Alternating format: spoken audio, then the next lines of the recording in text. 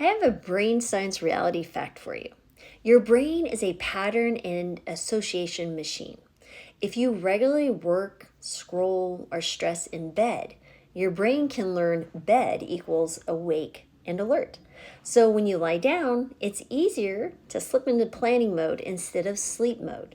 So keeping one place mostly for sleep and one place mostly for work or focus strengthens those cues. So your body starts to expect sleep in bed and expect work at your desk.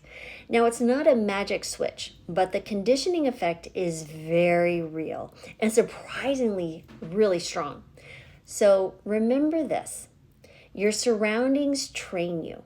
Give your spaces one job, and your brain stops arguing with you about what you're supposed to do there.